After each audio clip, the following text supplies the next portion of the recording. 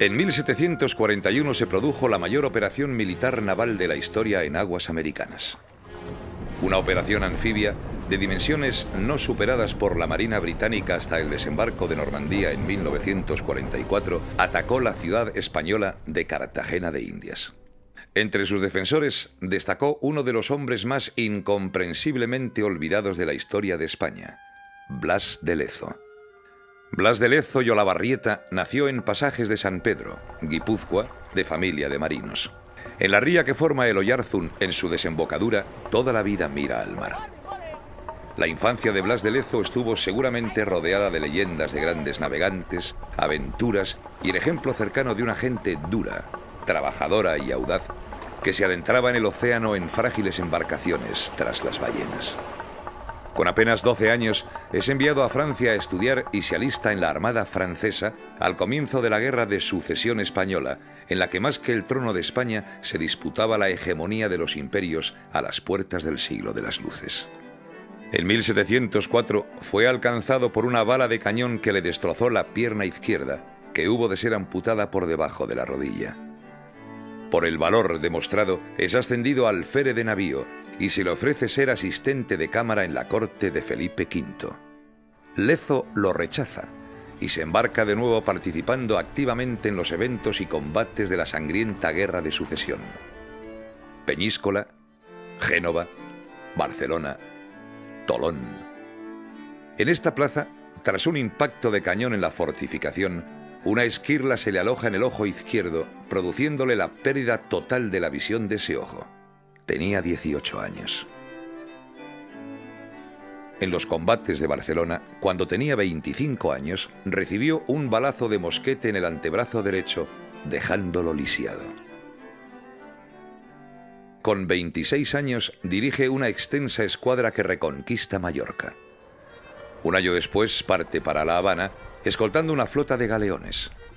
Su incorporación a las órdenes de Bartolomé de Urubizu en las costas del Pacífico le ofrece nuevas experiencias contra los piratas y contrabandistas.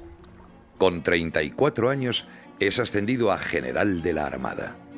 Su primer cometido como jefe de la Escuadra del Sur es hacerla operativa, ya que se encontraba en un estado lamentable, con unidades inservibles y sin medios económicos. En 1731 vuelve al Mediterráneo. Tras una exitosa misión en Génova, para las arcas de la corona, participa brillantemente en la expedición de Orán, protectorado otomano de Argel. En 1734, Blas de Lezo asciende a teniente general y en 1737 es destinado a América como comandante de la escuadra de Cartagena de Indias para asumir la defensa de sus costas.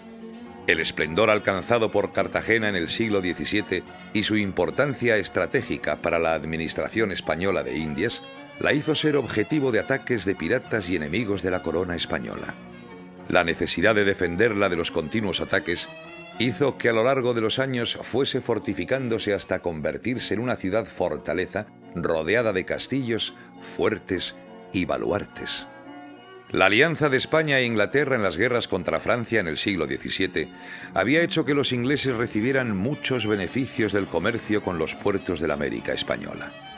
La Guerra de Sucesión, en la que los ingleses tomaron partido, junto a los holandeses, por el bando perdedor, mermó sus privilegios. El Tratado de Utrecht, al final de la guerra, en 1713, palió sensiblemente este hecho con el llamado Derecho de Asiento, que estipulaba las magnitudes y formas del comercio permitido por España en sus colonias. Sin embargo, las limitaciones de este derecho eran continuamente violadas por los traficantes de esclavos y contrabandistas. La injerencia del contrabando británico en el comercio americano y la efectiva actuación de represión de los guardacostas españoles habían tensado las relaciones entre ambas potencias. En la Guerra Anglo-Española de 1727-1729, como respuesta al asedio de Gibraltar por parte de España, la Armada británica bloqueó Portobelo.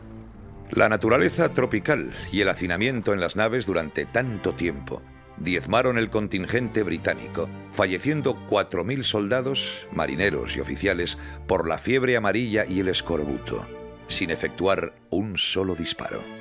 La incierta paz promovida por Robert Walpole era contestada en el Parlamento de Londres por los lobbies del comercio marítimo que lo acusaban de blando.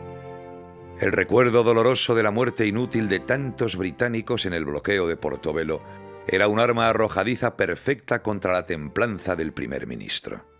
Ante la escalada antiespañola, Blas de Lezo se obsesionó con reforzar las defensas de la ciudad y la bahía.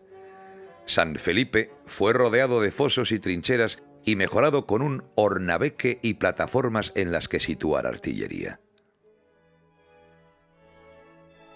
Entre los miembros del Parlamento, en la oposición, violentamente opuesto a Walpole, se encontraba el capitán Edward Vernon, un oficial naval que animaba la urgencia de una expedición contra las posesiones españolas en el Caribe, alardeando de que podía tomar Portobelo con solo 6 barcos. Para atizar el clima antiespañol, llevó a la Cámara de los Comunes a un capitán contrabandista que se llamaba Jenkins, que decía que en 1731 el capitán español León Fandiño, a la sazón en el servicio de guardacostas español en el Caribe, lo interceptó y, cortándole la oreja, insultó al rey británico afirmando que le haría lo mismo a Jorge II si se atrevía a hacer lo mismo. Una gran campaña mediática se desató hasta lograr una declaración de guerra contra España. Vernon fue comisionado y nombrado vicealmirante con las instrucciones de dirigirse al Caribe y atacar los intereses de la corona española en cualquier momento y de cualquier manera. Vernon llegó a Port Royal con 6 navíos. A mediados de noviembre puso proa con su flotilla a Portobelo. La lucha apenas duró 2 horas. Tras destrozar el fuerte, lo tomaron sin encontrar apenas resistencia. Vernon envió noticias a Londres, donde fueron recibidas con júbilo. La euforia fue tal que hasta se compuso un himno para la ocasión que todavía perdura: Rule Britannia. Mientras esperaba refuerzos determinantes en hombres y barcos, se dedicó a realizar acciones de castigo contra los puertos de la corona española. Entre otros, realizó 2 ataques a Cartagena, con la posible intención de tantear las capacidades defensivas de la ciudad. En 1740 se restableció el virreinato del nuevo Reino de Granada. El nuevo virrey era un teniente general del ejército español, Sebastián de Eslava. En abril de 1741, tras haber conseguido burlar la vigilancia de los barcos ingleses, llegó a Cartagena de Indias procedente del Ferrol con los navíos Galicia y San Carlos, además de 500 hombres en tropas de apoyo. En Jamaica, la flota británica se vio incrementada hasta constituir la mayor fuerza naval proyectada por Inglaterra hasta el desembarco de Normandía. Vernon, junto al comodoro Lestock y Challoner Ogle, comandaban las escuadras: azul, roja y blanca. Al mando de las fuerzas terrestres estaba el brigadier Wentworth, que reemplazó a Lord Cathcart por haber fallecido antes de llegar a Jamaica. Fueron avistadas las primeras velas del enemigo por Punta Canoa. Al día siguiente, una balandra enviada desde Santo Domingo por los franceses confirmó la alarma con la noticia de que se aproximaba una enorme flota a aquella plaza. Blas de Lezo pasó a residir a bordo del navío Galicia para disponer las medidas de defensa y se echaron las cadenas a Boca Chica para esperar los movimientos del enemigo. El día 15 se dejó ver toda la armada británica, que fondeó entre Punta Canoa y La Boquilla. Durante días, Vernon convocó varios consejos de guerra a bordo del Princess Carolina para establecer los términos del reparto del botín que esperaban conseguir en Cartagena. Mientras tanto, hicieron un amago de desembarco en La Boquilla con el seguro propósito de distraer la atención de los españoles sobre sus planes reales. Blas de Lezo dispuso situar los navíos Dragón y Conquistador en Boca Grande. La mayor potencia de fuego de los buques Galicia, África, San Felipe y San Carlos la reservó para Boca Chica. El fuego se inició el día 19, cuando 4 buques comenzaron el bombardeo del castillo de San Luis de Boca Chica y otros 3 lo hicieron contra las defensas de Tierra Bomba, destruyendo el reducto de La Chamba y las baterías de Santiago y San Felipe. Batidos por el fuego de las baterías de Punta Abanico y Varadero, 4 de los 7 barcos del enemigo tuvieron que retirarse a remolque. El mismo día, al anochecer, iniciaron el desembarco por la playa de La Chamba.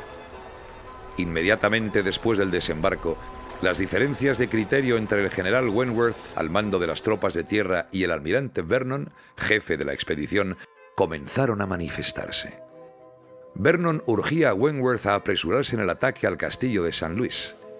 El retraso se debía a que las tropas desembarcadas estaban continuamente hostigadas desde las baterías de Punta Abanico y Varadero. El día 30, los ingleses dirigieron un ataque contra estas baterías, pagando un precio de 200 bajas debido a su exceso de confianza. Son reconstruidas al día siguiente. El día 31, Desnos, gobernador del castillo de San Luis, hizo una salida para entorpecer el montaje de la batería que armaban los ingleses, poniéndolos en fuga. Desde el 2 de abril, la artillería de Vernon comenzó a batir el castillo de San Luis con el aumento de 6 morteros de granada reales de una manera sistemática, apoyados por el fuego de la artillería naval de las escuadras roja y azul en pasadas incesantes. Una bala de cañón arrancó las patas del taburete en que se sentaba el virrey, reunido con Blas de Lezo en el castillo del Galicia, y ambos resultaron heridos por las astillas. El día 5, viendo el gobernador Desnos que venía el enemigo avanzando en 3 columnas, resolvió poner bandera blanca. La respuesta de los ingleses fue el fuego de las baterías y la aproximación de las tropas en ademán de no oír proposición alguna. Toda la tropa fue evacuada a tiempo sin riesgo. Otras embarcaciones fueron a rescatar a la guarnición de San José y destruir su artillería para privar al enemigo de esa ventaja. El Galicia cayó en manos del enemigo con su capitán, Juan Jordán, y 30 hombres de su tripulación.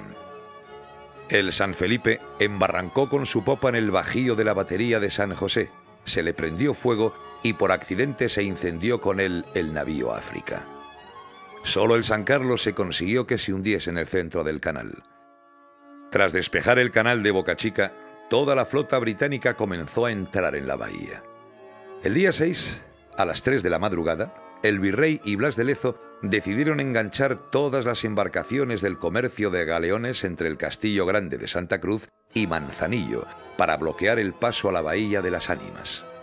Se dispusieron los 2 navíos de guerra que quedaban, para hundirlos y así cerrar las 2 bocas del puerto en caso necesario.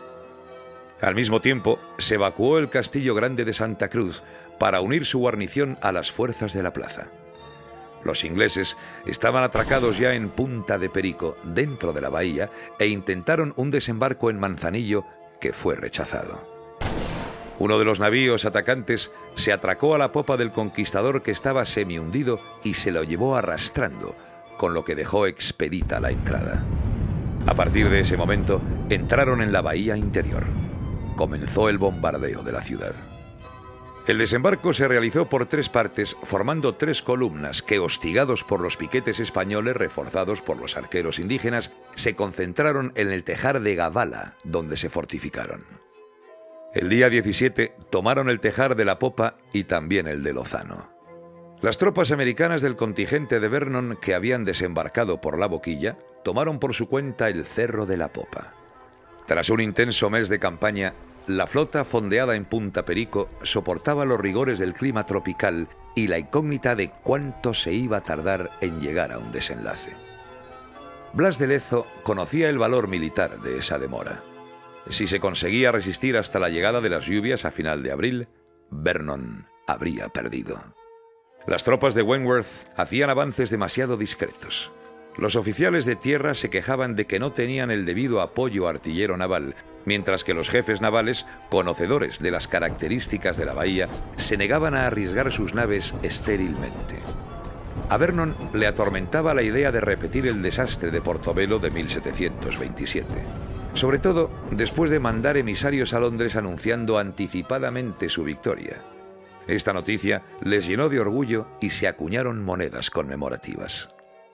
Para Vernon era de vital importancia aislar la ciudad. La pieza clave para lograrlo era el castillo de San Felipe de Barajas, por su posición de dominio sobre Cartagena. Desde el día 21 al 25 aumentaron el fuego de las baterías de tierra contra el castillo, sin conseguir abrir brecha. Ante la insistencia de Vernon, se decidió realizar un asalto masivo contra San Felipe. Fue planeado como un ataque nocturno. Washington con los americanos atacaría por el noroeste, Grant por el norte. Wynyard por el este, con el grueso de las tropas inglesas, y de Guise por el sureste y por el sur. Blas de Lezo, desde la batería de la Media Luna, junto a Sebastián de Eslava, atiende el combate y cursa órdenes y sostiene los suministros de munición de las unidades. A las 3 de la mañana se inició el asalto desde la Quebrada del Cabrero, por el norte, por la parte del cerro con menos pendiente. El factor oscuridad no sirve, pues apenas se inicia el ataque, se hace de día. Blas de Lezo envió a 200 hombres de tropa de marina para reforzarlo. Tras fracasar los intentos por los distintos flancos, lo intentaron por el noreste, en donde fueron demediados por la fusilería española.